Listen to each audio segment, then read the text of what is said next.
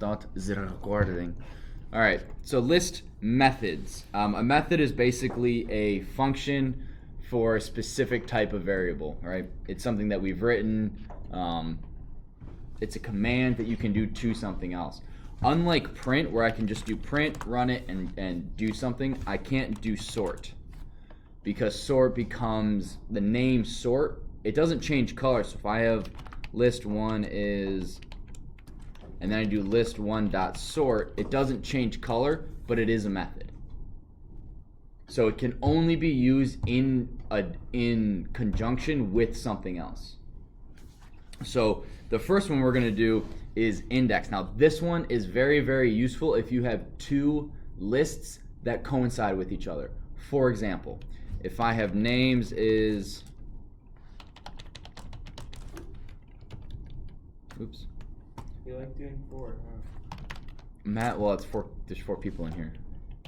Yeah. So if I have names and then shirts is, I'm just gonna do Matt. You're wearing black. You are wearing, actually, you're wearing blue underneath your coat. What are you wearing underneath your coat, Josh? You're wearing black. Black, yeah. You're wearing pink. Or salmon. Slam. It's pink? Okay. Slam and sing. You do gray. Great. So now what I can do is I can, for lm in names, so there's a bunch of things I'm going to do with this index method, but I'm going to start with this. For lm in name, print. If I wanted to print Matt is wearing a blue hoodie, Matt is wearing a blue shirt, how would I do that? Can I do it this way with lm in names? What would be the easiest thing? Print, hang on. How would I print just names? How would I print just Matt? Names index 0. And then I would do shirts index 0. Right? So I could print Matt, or I'm sorry, names bracket 0 is wearing a shirt colored, and then I could do shirts bracket 0. Right? So how could I go through, and I want to print each item in here and each item in here just like this? You guys, your first thought may be for lm in names, print lm is wearing a shirt color. But then how do I now print the shirt blue? Well, you could do like a counter where like you can make it before the for loop happens, and you could do like counter equals 0, and then after you print, you use counter as like in the index with the number. So you're saying shirts index counter, and then after, like, still in the for loop, but after this, you could add plus equal 1 to counter.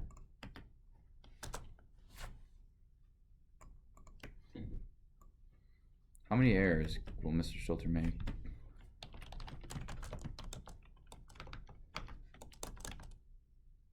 Okay, you could 100% you could do it that way.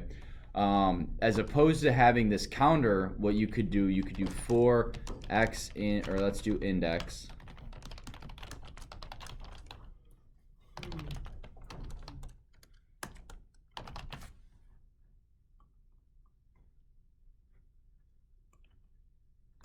Just because I don't want to retype all this.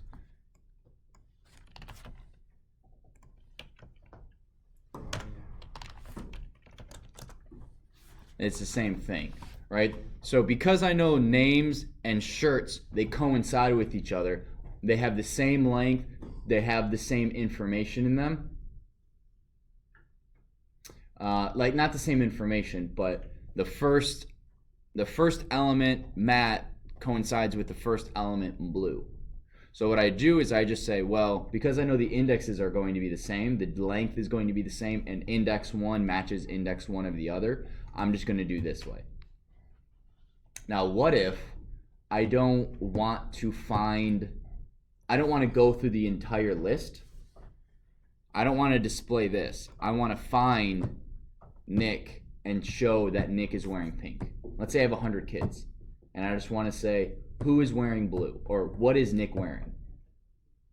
Okay? All I want to display is the color shirt that Nick is wearing. What I would need to do is I would need to find the index of Nick up here.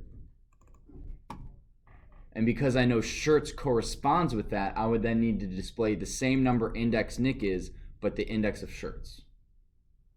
So what you would do is you would basically go names.index Nick, which is going to give me 3. And then I do shirts bracket 3 gives me gray. So to put this in a more complex way, I'm going to put print is wearing a shirt, not index. It's names.index Nick. Oopsies. I forgot the. Oh, you guys didn't catch that in time. Fail. So what this line is doing, I'm going to, so you can,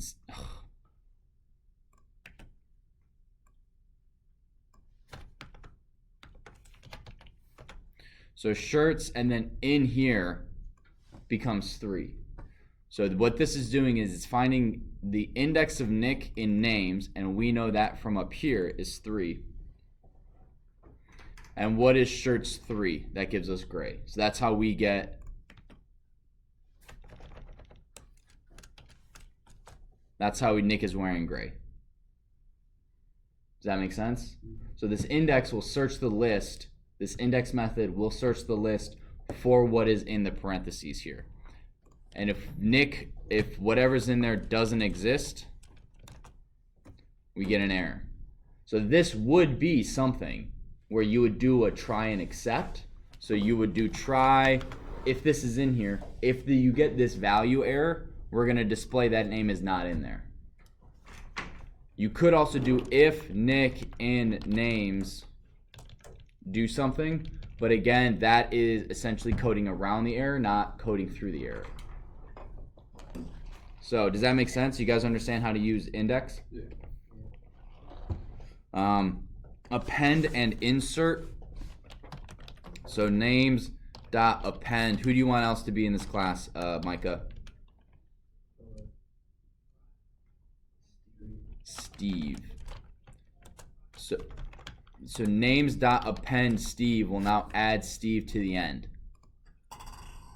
Okay, that means Steve has to sit there. But I need someone to sit on the other side of Matthew. Yeah. Insert. Yep, we're gonna use insert. So append will just add it to the end, which means Steve would sit over there. So Matthew, the new person, so we're gonna do names.insert. So with names.insert, you actually need 2 parameters in this method. Anyone know what they are? 0. Or the location. The location or the index we want it to be. So that would be 0. And then what else do we need? The name. The name. And Matt, who's gonna be sitting next to you? Caleb. Caleb or Kayla? Caleb. Caleb. Wow, I cannot spell. So now we have Caleb, Matt, Josh, Micah, Nick, Steve. You have to have this, otherwise you get type error. What if you put like 7? Let's do 10 just to be safe. It just throws it at the end. Good question though. Remove. Now this was a tricky one that I think a lot of people not a lot, but this was tricky on intro. How would I remove, what are the 2 ways that I can remove Micah? One is by knowing what? where it is in the list. So that would mean the what? Index. Index. Nick, do you know what the other one would be? Or isn't it with delete? Well, delete would remove the index. What if I don't know the index, but I know what I want to remove? Oh, The name. You would need the name. So you need the element that you want to delete. So in order to delete Micah, you could do delete names. What's the index of Micah?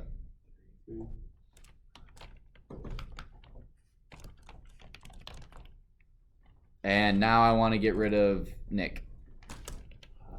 How would I do that? Names dot remove Nick. Wait, so since Caleb, we put him in as index 10 at the end, would now it be considered index 10, or would it move back to index 4? It would be moved. So this would be if this number is greater than the length of the list, it puts it at the end. But would it become still index 10 or not? What? So 0, 1, 2, 3, 4, 5, 6. So it'd just be 6. It's just 6. Yeah. For it to be index 10, you would have to have a bunch of stuff in between Steve and Caleb taking up element indexes in the list. So again, remove is the actual string or the element that you want to remove. Delete is the index. What if there's more than one that's the same name? Would it remove them all? It removes the first instance. So let's just make sure that's just names dot append, and we're gonna add Caleb. There's already one. I know. Names dot remove. I don't think it'll take everything out. Yeah. Okay. Whoa, hang on. Oh, it took out the first Caleb. One, yeah. I didn't know Caleb was there. I only saw these two. So it only takes the first instance of that element out. So you'd have to cycle through if you thought there were more than one. Or you could sort, whatever. So remove with sort. So what names, now this is something they changed from an older version of Python. Names.sort permanently sorts that list. So if you do not want a sorted permanent list, you have to do, I think you have to splice the list and make a new one. Because if I do names sorted is names.sort, names is now sorted, and so is names underscore sorted. Oh, no, that's right. That's what screwed me up last time. That just is the command.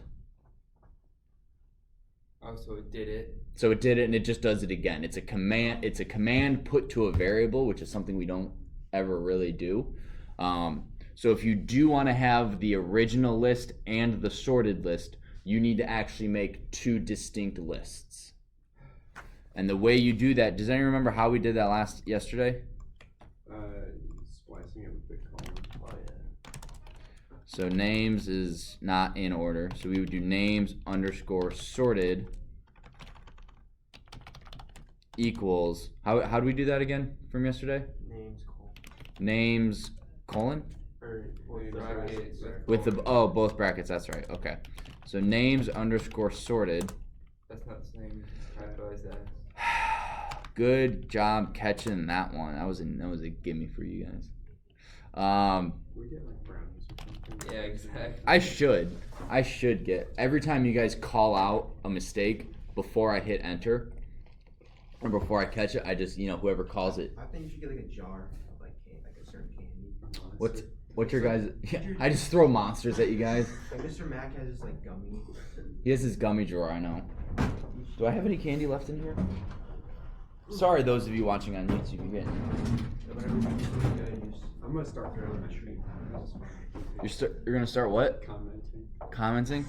Yeah, I hope no one Anyway, names underscore sorted dot sort will leave names as we had it, and then names underscore sorted is now sorted alphabetically.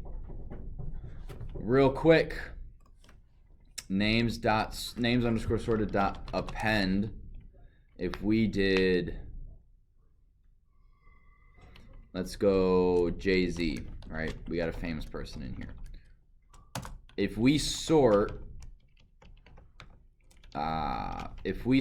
this list, where should Jay-Z go?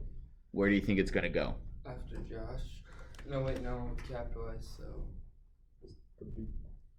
Is it before or after Josh? Who says before? Raise your I mean, hand. alphabetically, it'd be after, but. So Josh says before. Micah's rubbing his eyes. Nick, what do you say? Nick has no idea. It's before. Before. So we got 2 for before. I'll throw some money down for it. No, you can't. No. Gosh, I'm gonna get fired. The Wi-Fi here. Yeah, see, it's before. It is, but it's not before Josh. Technically, it is. It But is. why is that? It's because It's it counts, capitalized. it's the ASCII value, I Yeah. think, is Higher. higher? Or No, lower. Lower, Lower. right? The ASCII value of capital J is lower than that of lowercase c, meaning to the computer, it is it's first. Alphabetically to us humans, it's not, because C comes before J. But you can also you can reverse sort, and there was one more. Here it is. So this is, if sort has a parameter, you could do reverse is true. And what that will do is that will reverse the sort. So you go from the highest ASCII value to lowest ASCII value. So Z to A.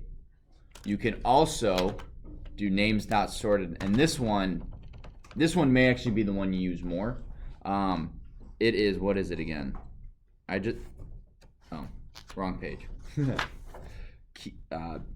Key equals str dot lower.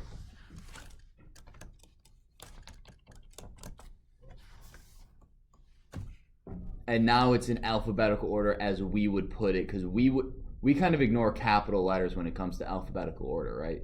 Because to us, a capital J and a lowercase j are essentially the same thing. Make sense? Why do you have to do key equals lower? Oh, string lower? Because couldn't you just do string lower? Or does it need to have the key? No, this is basically saying when you sort it, take this and lowercase it. So everything. So what it does is that it takes everything, it lowercases it, alphabetizes it in that order, and then returns it as it was. So I wonder. Oh, I just had a great idea. Wouldn't it still be the same? Yeah. Anyway, so, oh wait, was that it? Yeah. Probably. All time? Well, no, you guys don't have 25 minutes left. All right, so we're gonna go over tuples and strings. Tuples are really something that we don't go over too much, but you do need to know what they are, because you will run into errors in times where it's like, what was expected is supposed to be this, not a tuple. And you're like, well, what's a tuple? I don't know. So that's why we need to go over this. Were you making a pun? Yeah. Like a tuple of what? Like a couple of what? Yeah. I like it. A tuple is basically a string that can't change. Or a list that cannot change. So let's say you want your variables in your video game, your starting variables to never ever change. You may just want to make those a list or a tuple. Because at any point if your game tries to change those variables, it'll crash, and you can say, oh, my code shouldn't be doing that, I need to fix it. So a tuple 1 is, here is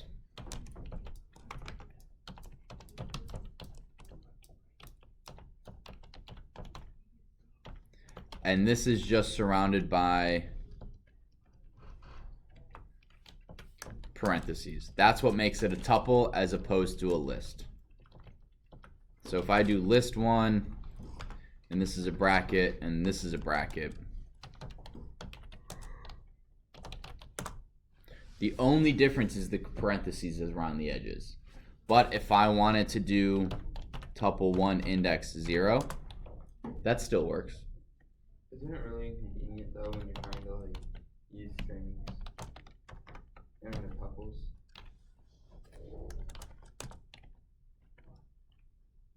Yeah. So tuple 1, At least 2. you can only do 2 things with it: index and count. It takes exactly 1 argument. I can't remember. I don't know how to use Do a number. or oh, counts how many times the thing happens in that tuple. Whereas if you have a list 1, these are all the things you can do with a list. So you can do a lot more. Hey, can you?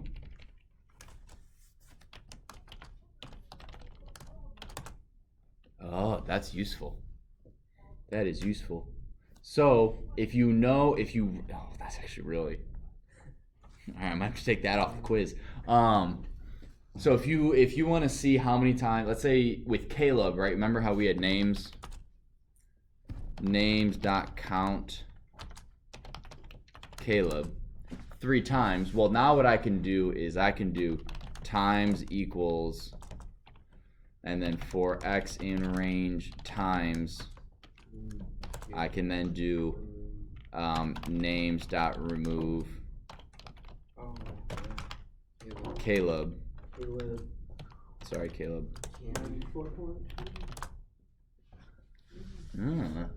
That's nifty. I wonder if there's a faster way to do it with like remove every instance of Caleb, but I don't know it off the top of my head. But Still works.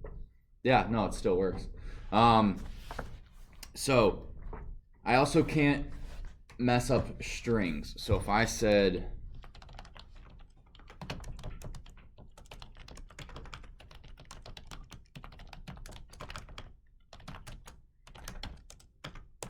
if I want this to say here is a strong, what is the index of the I in string?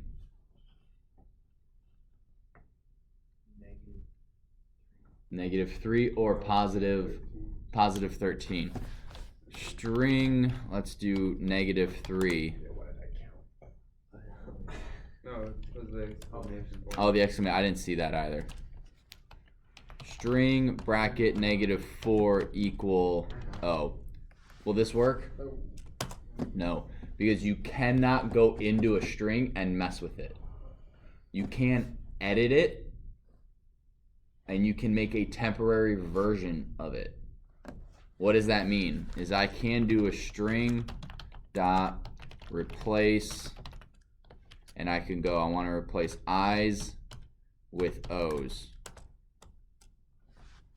And I can replace every I with an O, but if I go string, the original string is not messed with. So the original string stays as it is, but it gives you an edited version of what you want. So you do like string 2 equals string dot replace. Yep, and I think if you do that, you can tell it how many times you want to replace it. Could you have it start from the end? I have no idea. I just knew you could do that. No, I don't know actually. How did you get 2 from -1? I don't know. But what you would do is you would do RI to RO. Here is a strong. So again, we're not editing the variable string. We are just making an edited version. So like, I think it was Nick, you would have to do string 2 is string dot replace. So we have string and string 2. Does that make sense? Any questions on that? You guys will need the is alpha, and like if you're renaming files or whatever, you will need to make sure that it ends with a .txt, that sort of stuff. So you being able to manipulate strings and understand how to use that is very important. And you will need, again, you will need that, especially for chapter 8, actually, and 7, because 7 is all about regexes, which is pattern recognition. So you could replace this if you're just looking to find and replace one thing. You could use this. You could have a really long text file, and every time Abraham Lincoln shows up, you can replace it with just Lincoln or President Lincoln. But with regexes, you can actually say any word that was Abraham space, or let's say you want to find every time the word president space word was found. Doesn't matter the word, you just want president space word, and you want every presidential mention in this document. You could do that. Well, then what if instead of having president space Lincoln, you wanted it to be redacted? So you would take president space Lincoln, which is 15 characters, and you can condense it down just to 5 stars. So it would be redacted, and you would just see star, star, star, star, star, enacted, blah, blah, blah, blah, blah. That's one of the things we're going to do with regexes. So being familiar with strings is going to be important in the upcoming chapters. Again, tuple. Again, we don't use them that much in this class.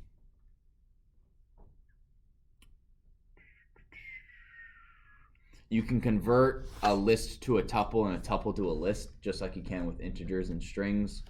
I'm not really going to go over that. We went over that. You guys know how to pass references to a function, right? You guys remember how to write a function? Yeah, DEF. So like define fun1, print, this is a function. And then in order to run it, you have to do fun1. Did that make sense? Okay. This won't be heavy on the quiz, but again, this is just something you'll need to know. X is 10, X, this is a function. So if you ever want to take something from outside of a function, like this, and you want it to be printed inside of that function, you have to pass the variable into the function.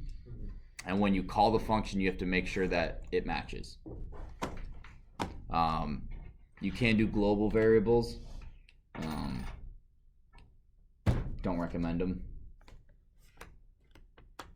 Do you have any questions on function? Do you guys want me to go over functions? No, Matthew, you're doing math, so your opinion doesn't count right now. Okay. Micah, you don't care. Well, it's up to you. I mean, you took this like 2 years ago, so the fact that you don't have as many questions as you do is like actually very impressive. So, is Nick telling you to go over it? No. Okay. The last thing is copy and deep copy. These are modules, and you have to import. You have to import them. Import copy. Oops. Without capitals. And what this will do is it allows you to copy a list. What if you have lists inside of a list? Deep copy logic. Actually, let's try that. So if we had list 2 is a list inside of a list, and 1, 2, 3, 4, 5, 6, 7, 8, 9, 0. So if we did list 2 bracket colon, what do you guys think is going to happen? We're going to get the whole thing except without the extra brackets. We're going to get -1. No, copy that. It copies everything. So you could do list 3 dot copy, and you do list 1. I'm sorry, list 2. Oh, list 3 equals list dot, oh my gosh, list 2 dot copy.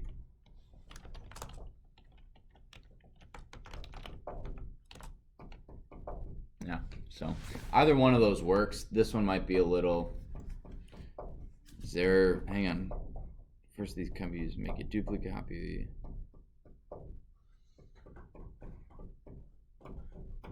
And now if you change list 2, will it change list 3?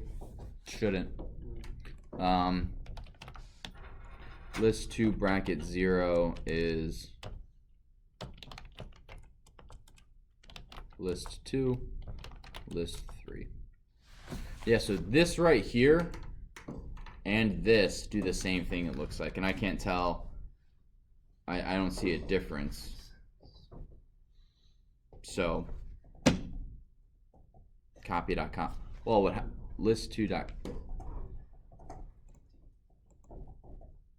Okay, apparently I did that wrong according to the book, but it still worked. What were you supposed to do? You're supposed to do list 4 is list 2 dot copy dot is copy dot copy list 2. You spelled list. Oh my gosh. List 4.